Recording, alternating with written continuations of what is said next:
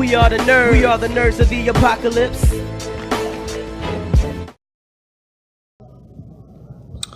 All right, ladies and gentlemen, welcome to Soda City Comic Con 2017. Does anybody? We did this last year, right?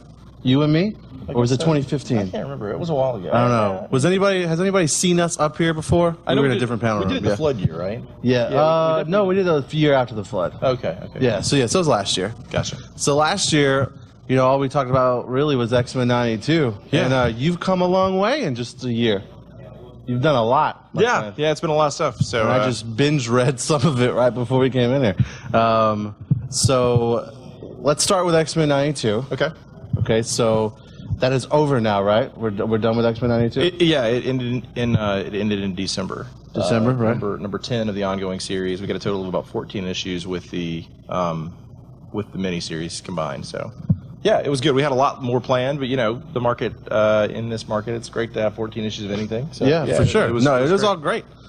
It's all. If you has everybody read X-Men '92 here? Anybody read X-Men '92? Yeah, you got the trays at your table, right? Yeah, I got. There's 3 volumes. There's Volume 0, which collects the Warzone story from Secret Wars. Then there's the first. Volume 1 of the ongoing series, which is called The World is a Vampire, which sort of does a weird animated style adaptation of The Curse of the X-Men or Curse of the Mutants. And then there's Volume 2, which is called Lila-Palooza, which is where Lila Cheney puts on a big Lollapalooza style event with like all the bands from all the Marvel Universe, like different comics, and it ends up going kind of sideways. Yeah. It's a love letter to the old X-Men '90s series for the cartoon. So yeah, it is inspired by, but legally distinct from, the X-Men animated series of the '90s. Marvel does not own the X-Men animated series of the '90s, and we couldn't use a lot of the stuff from that series. So we had to get creative and figure out kind of like how to integrate some of our favorite stuff that wasn't necessarily the animated series stuff. So we kind of, it's a nice mashup of everything from the '90s. If you're an X-Men fan from the '90s, if you're an X-Men fan from any period of time, the X-Men are extremely popular. But in the '90s, they were like at the peak of their popularity. So there was the X-Men video games, there was X-Men animated series, there's Office Comics, there was a company called Toy Biz, which really made its name by making X-Men and Marvel toys. There was like what am I leaving out? There was X-Men beach towels, there was X-Men ravioli, there was like all this cool stuff. So our world is a world that assumes that as popular as the X-Men were in our world, in X-Men '92, the X-Men are equally as popular. So they are like the most popular superheroes, which is a little bit of a contrast to what happens in the regular Marvel Universe, where they are the most hated and feared of the Marvel heroes. In our world, they are literally kind of the only heroes. And people just love these guys the same way that we love the X-Men. And Cyclops isn't the angry person he is today. He is the no. He's a little more lighthearted. Yeah, he's a lot of fun. But we do kind of get rid of him at the beginning of the series because so many people have like mixed feelings about Cyclops. Cyclops. He's like my favorite X-Man, but he can be a little bit uptight sometimes. And so at the end of our series, we see him and Jean go off and to have a nice relaxing vacation in Anchorage, Alaska. But as you guys know about X-Men and Jean, or like the Jean and Cyclops, they never get like a time to kind of just be together and be young lovers. So they get kicked to the future relatively quickly in our book. And not me. No, thanks. That's thanks. me. Oh. That is Jorg Omen from Heroes and Dragons, a comic store that I worked my way through college at, and Jorg has just heckled me. I dared him to heckle me. So that's what that was. It's a little offensive that he chose KFC. I feel like he came in and saw me up here and defaulted to the bucket of KFC. Well, that's okay. That's all right. That's who doesn't like KFC? That's right. It reminds me of the Cartman episode of South Park where he eats all the skin. Never seen that one. So since X-Men '92, you've jumped to a few other ones. We've got Deadpool. Yeah, well, like X-Men '92 was in Jordan D. White's office, and Jordan D. White, for those of you who may know or may not know, Jordan D. White handles like a lot of different things at Marvel. He handles the Star Wars books. He handles all the Deadpool books. He handles the Guardians of the Galaxy books. So when X-Men '92 ended, we were really kind of clicking on that '90s stuff. And Rob Liefeld, who was the creator of Deadpool and creator of X-Force and a lot of the New Mutants characters that kind of carried over into X-Force, Rob wanted to do a Deadpool book that introduced the Marvel Universe to a arch nemesis or nemesis for Deadpool, a new arch enemy, and he basically kind of handpicked us to help him work on it. And so Rob had this idea. We kind of got together, we fleshed out that idea, and we turned it into a hardcover graphic novel, best-selling hardcover graphic novel, our best-selling graphic novel period of May 2017. Nice. Proud of that. It's called Deadpool Bad Blood. So if you guys are around, and I've got one copy left if anybody wants it, but it's great.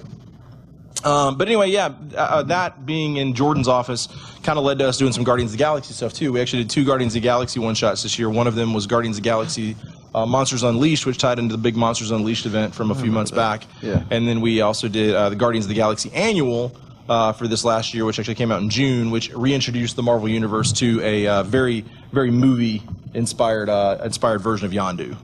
So we did that, which was really fun. And yeah, we've done a lot of stuff in Jordan's office. In fact, we just had this thing announced a couple weeks ago. We're doing a Darkhawk book for Marvel Legacy. So if you're familiar with the '90s character Darkhawk, we're doing a book called Darkhawk 51, which is the next issue. Only 20 years late. Darkhawk ended about 20 plus years ago, and so it ended on issue 50. So we're doing issue 51 in 2017. And if it does well, we may see Darkhawk back in the Marvel Universe as an ongoing series, hopefully. There was a big, nice piece in the Washington Post this week about it, which was kind of cool.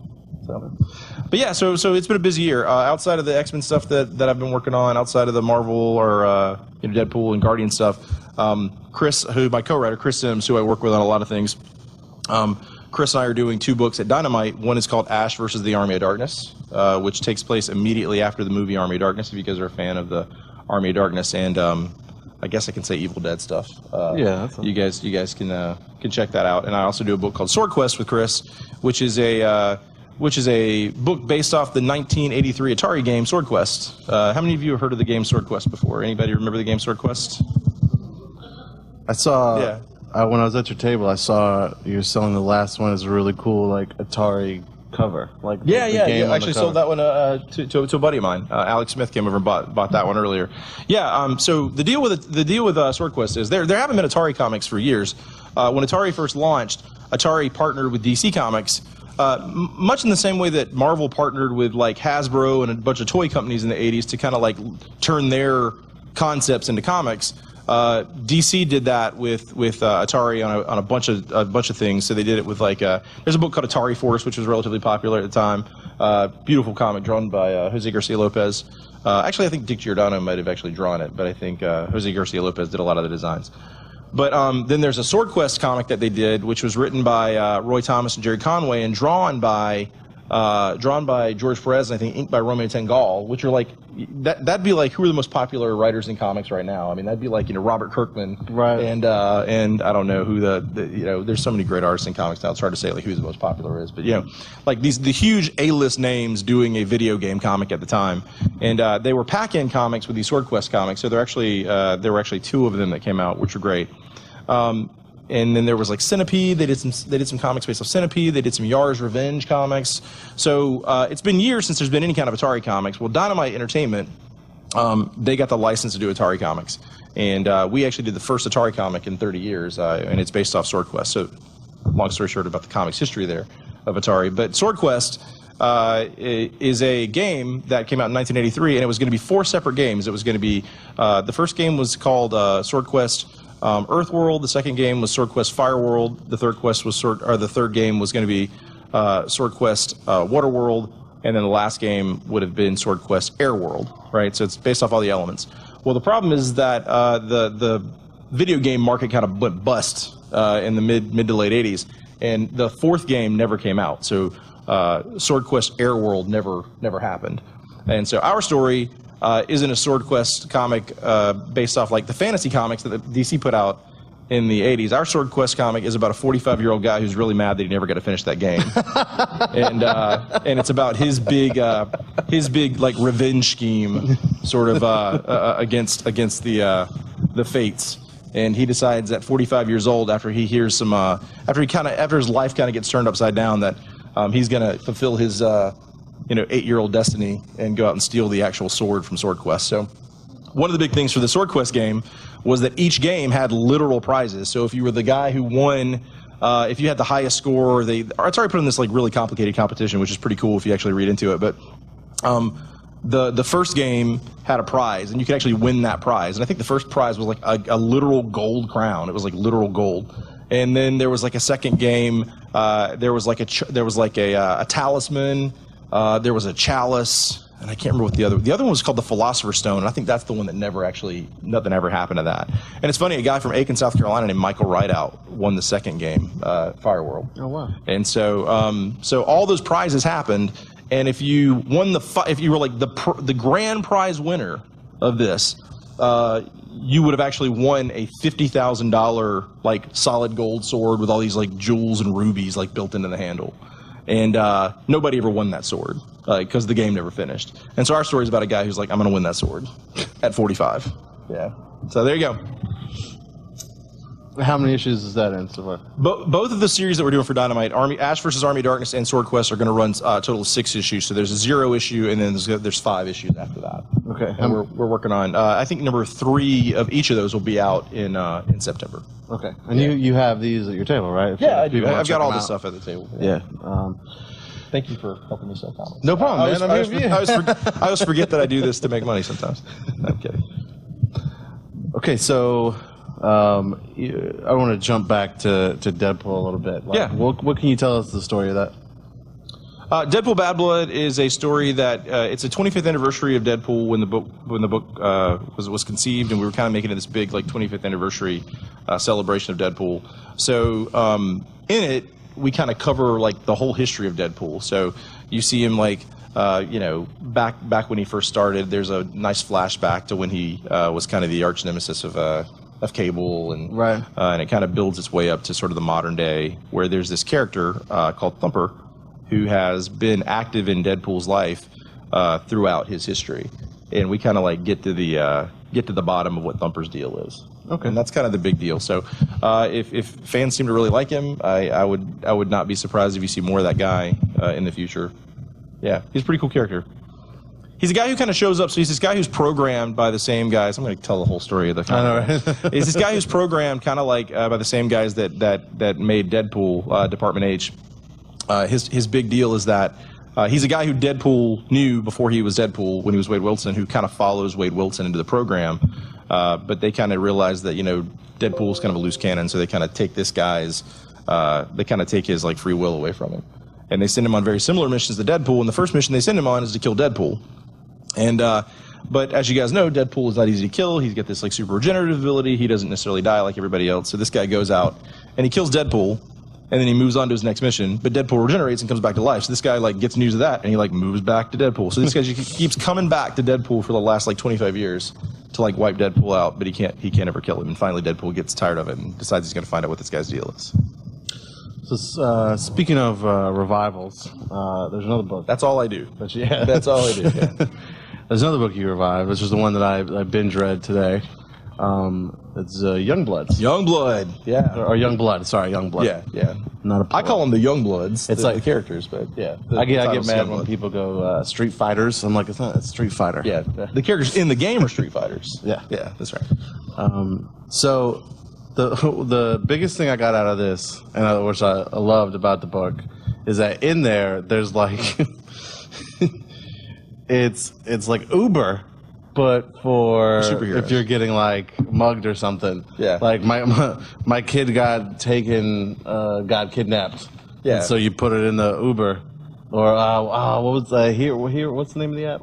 Help. Help. That's right. Help. It's like Yelp for superheroes. Yes. So like you basically like call a superhero, they show up and help you, and you kind of rate them on a scale of 1 to 5, and the more popular they get, the more calls they get. Yeah. That's kind of how it works. It's very cool. So. Yeah. So how did you get involved with doing the revival of Youngblood? Well, Rob Liefeld, we worked together with Rob on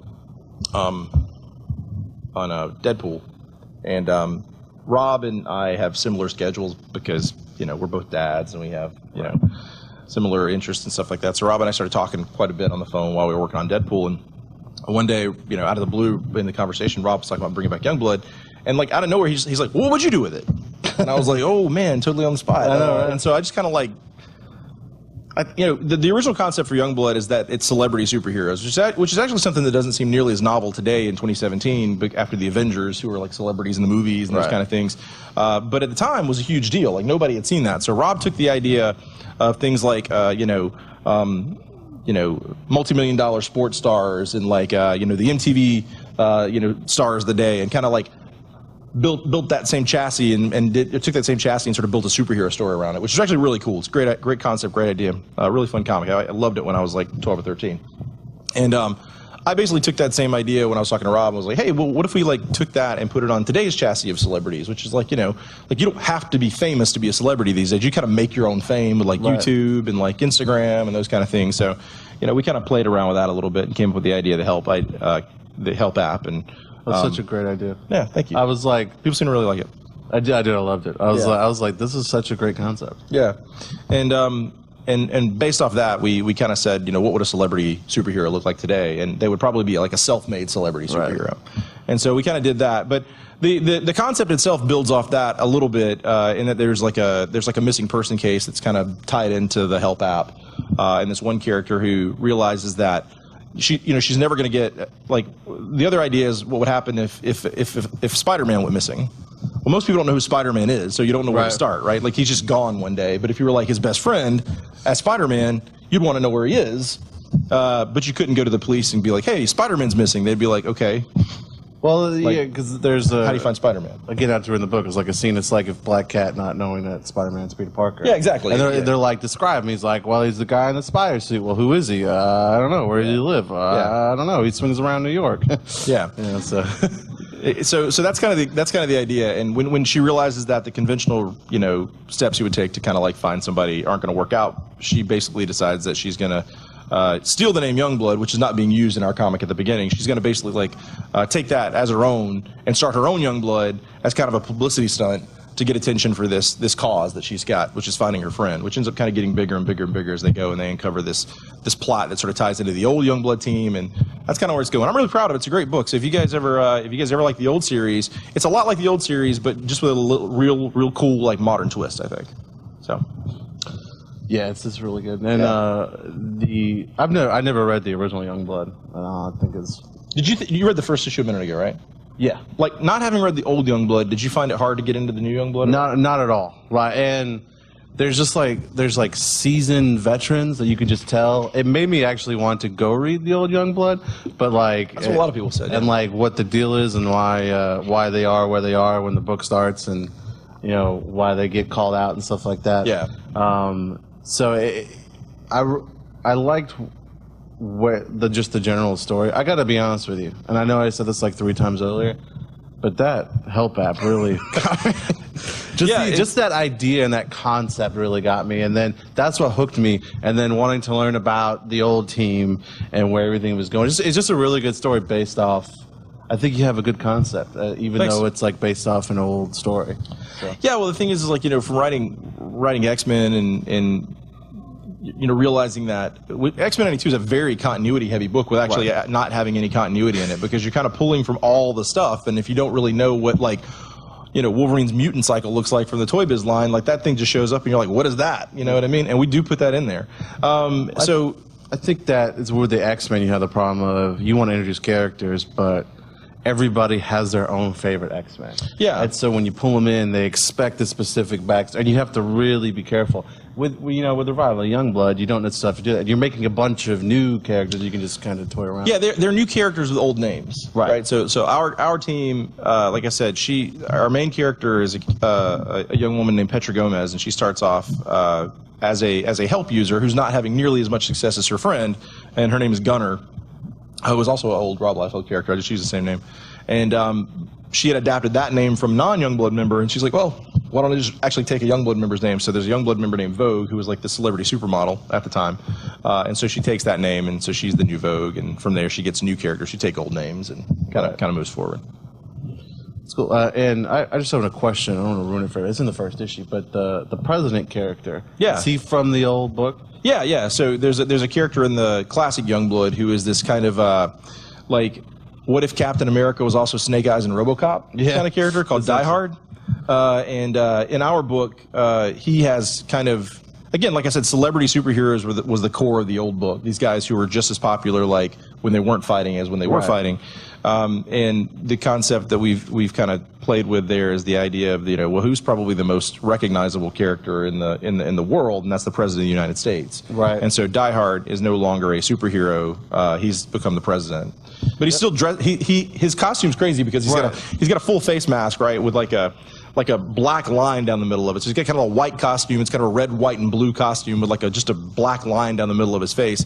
And he still dresses like that, but he just puts a suit on over it now. So he's the president with this white mask and a black line down. He looks really cool. Well, because that got me, because when you first introduced to him, he's just sitting there in a suit. It's just a guy in a suit. Right. And then he's like about to address the public. So he's like, hold on, let me put your suit on. Yeah. So, yeah.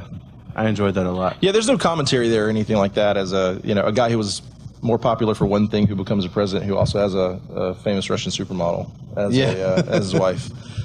There's nothing like that. Yeah. The original Vogue, who was, like I said, a superhero who was also a Russian supermodel, is Die Hard's wife. So two old Youngbloods are now the president and the first lady in our book. And I wrote that back in like that scene that you're talking about. Like that decision was made well before any elections happened. So it was actually it's kind of prescient. It's kind of weird. Yeah. So anyway. So how many issues are we got in Youngblood so far? Number 5 will be out in 2 weeks. We're 4 issues in now. Number 5 will be out in 2 weeks. 6 will end the first arc, and then we're going to keep going as long as Image and Rob will let us. And it's doing pretty good. So hopefully, we want to get at least 22 issues of the book, because 22 chronologically would be probably where Youngblood number 100 of the original series would be dropping.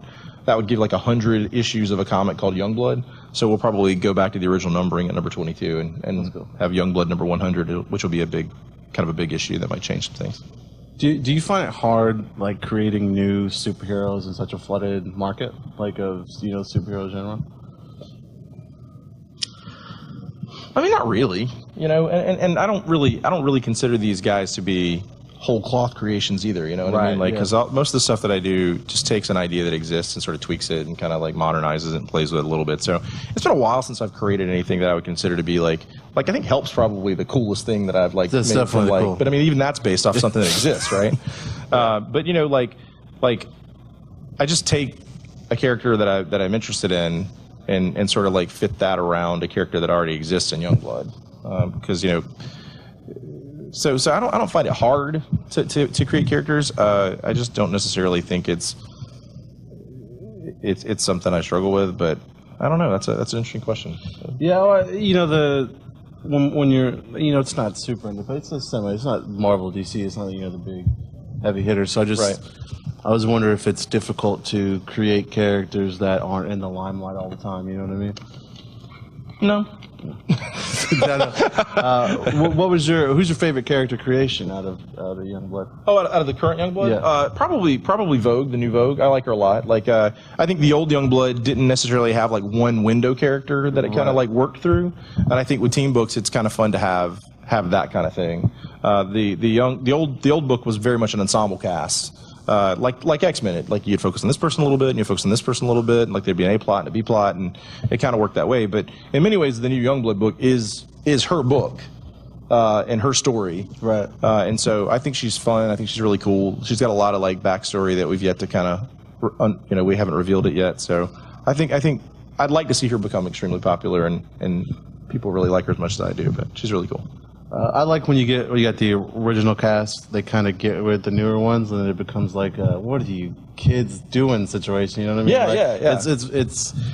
It's a good mix. It's fun because like there's really, I guess technically there's 3, maybe 4 existing characters from the old series who sort of get pulled into like the scheme of the new kids. Right. And it's really fun seeing those guys kind of clash and butt up against each other. Guys who are sort of done with it and realize that like these guys are already making the same mistakes that they made. And the guys who are done with it have their own beasts too. Like yeah. They're pretty cool. So if you guys remember anybody in here read Youngblood, like the old Youngblood series, the original Youngblood?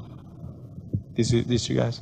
There's a character called Shaft who's like a bow and arrow style superhero in the same vein of like Hawkeye and Green Arrow and those guys.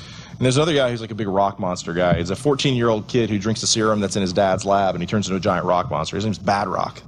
And those guys have aged up probably about 15, 20 years since the last time we saw them in our book. And again, a lot has happened in between the old series and the new series. Stuff that hasn't really happened, that's happened off panel and happened in my mind. And so, but Shaft, who was like the sort of like, Cyclops style, like, fearless leader of the old series, when our book starts, he's in jail, and we don't know why he's in jail, but he's been in prison for like a year. And when our book starts, also Bad Rock, who was like this indestructible superhero, big rock monster guy, has this sort of degenerative disease that he's developed, and so he can't really move around without chipping away and like being in extreme pain as he kind of like goes into battle. So there's a lot of like the evolution of the characters. I think is pretty cool to see those characters sort of grow up as well, right, as the series does. Yeah, there's a panel where he just starts coughing. And he's like, when did he start coughing up mud? And I was he coughs up just big clumps of like mud. Yeah. So speaking of revivals, like we just talked about before, if you could do any revival at all, if you were like given a clean slate, do whatever you wanted, what would you do? Youngblood. No, I don't know. The concept, I think the thing that I would like to write the most is probably G.I. Joe. If you guys have seen my con banner, you probably know that. Like, G.I. Joe is a thing that I'm probably more passionate about than anything. Right. I just loved it when I was, 8. Love it when I'm 38. You know what I mean? Like, it's something that I adore and would love to get my hands on, and it looks closer and closer to being reality here. So. Oh, really? Yeah. There's some cool stuff happening over at. I can't say anything definitive, but there's cool stuff happening. I'd like to say that by 2019 I might be doing something with G.I. Joe. I don't know, but we'll see. There's emails out there. Oh yeah. Anybody who knows me knows that I've been trying to write for like some of those like toy lines that I loved when I was a kid, Transformers and G.I. Joe and those kind of things. So I think 2018 could be pretty good for that kind of stuff. And then 2019 hopefully is even better. That's cool. Yeah. All right. We can move it to questions. Does anybody have any questions for Chad? How much time do we have? We have about 15 minutes? Yeah, Mike, what time's next battle? 12. So we got 15 minutes, or we need to wrap up? Yeah, it's just Walking Dead, guys. 10 minutes, all right. Yeah, this is Walking Dead, guy. Who cares? Okay. Yeah. Do you have... Yeah, go ahead. Yeah. If you want to stand up and just like yell, that's probably pretty good. Yeah. Yeah. Just...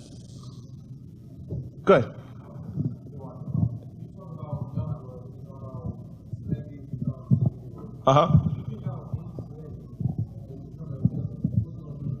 If I could pick any celebrity and turn them into a villain, who would it be? Like in real life?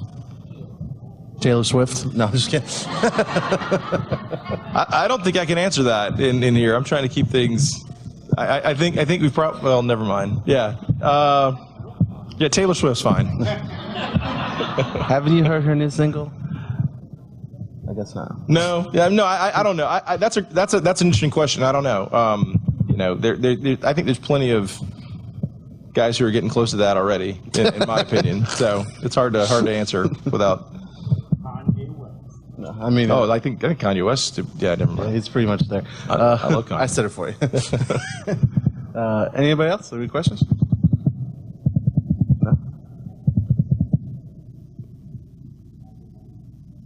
I don't think I was that thorough, but I guess I was. I covered everything. You did. Yeah. You did. You did my job for me. Thanks. No problem. So what gave you the idea to create an app? Was it just thinking about Youngblood? Yeah, I mean, just kind of paying attention to how things work. I mean, I'm sure we all do it, where you like think about people who, like, I'm trying to think of like what's a guy. I think I was thinking about. You remember that guy that like stood up at the. It was one of those town hall meetings around the election where that guy that stood up, what was his name? I can't remember his name now, but like he was everybody's dude for like a minute there. He was like the guy that was in the red he was in the sweater, and what's that guy's name? You guys know what I'm talking about? Ken Jennings. Yeah, Ken. Ken Jennings is the Jeopardy guy, but it's Ken something, right? So that guy stood up, and all he did was ask some questions to some presidential candidates, and like for the next month, he was on all these talk shows and those kind of things. And so I kind of got the idea. I was like, man, like I mean, that's cool, but isn't it weird how you can just become a celebrity from something like that, right? Like nobody knew who this guy was the night before, but the next day he was everywhere. And the idea that, you have people who are like, again, Instagram celebrities and people who are celebrities on Facebook and have their own YouTube channels and those kind of things. It's like, my kid watches this guy who does who does demos for Minecraft, and he just kind of like does demos for Minecraft. And this guy has like 1 million followers or something like that, And it's just one of those things, the idea, if you could apply that, in the same way that Rob took, what was like the NBA Dream Team of 1992 and sort of applied that to superheroes, just take that idea, that concept of self-made sort of accidental celebrities and apply that to superheroes. That's kind of where it came from. And Yelp is easily translated into help, you know what I mean? So it rhymes. Yeah, it does rhyme. Do you have questions?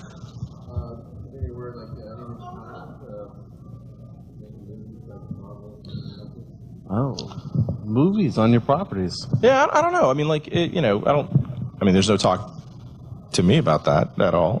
But I'm sure there's probably some Image property that's in talks of making a movie. I mean, the thing about the Image comics is that most of the stuff that I think people go to, like your sagas and like your, I'm trying to think of other stuff like your Wicked and Divine and those kind of things. Those things to me seem like much better. I mean, they're great comics. They're better comics than anything else, but they seem like they would be like better TV shows than movies and that kind of thing. Yeah, that's true. That's a pretty big deal, I guess. Millard did a lot of good stuff over at Image too. So yeah, I mean, I think that Image is probably a really good place to pull from for those movies. But as far as my stuff being turned into a movie, no. I think that what we're doing in Youngblood could easily be adapted into something like a Netflix show or something like that, though. I don't have any doubt about that. Okay, so I need you to design a character after me. So if they make a Youngblood movie or TV show, they'll cast me instantly. Done. Sweet. Yeah, you'll be. I'll put you in. I can put you in number 9 right now. Awesome. All right, cool. All right, let's do it. Any more questions? No. Yeah. Okay. Right. Well, I guess you guys are ready to see The Walking Dead, guys. I guess we'll clear for The Walking Dead. Yeah. All right. Well, if you guys have any questions or if there's anything you didn't think about and you want to come by the booth, I am at. You're in the back. A77, I think is what my booth number is. Just go when you walk in, go all the way back, turn left. He's right there on the right. And I've got plenty of stuff if you guys want to. You got most of everything. See what we're talking about. Yeah, I think I got everything. I think I got everything we talked about today, except for the Guardians of the Galaxy stuff. I think that stuff, believe it or not, sells out. Oh, the Guardians of the Galaxy. Yeah, exactly. So. All right. Thanks, guys. I appreciate it. Jabos.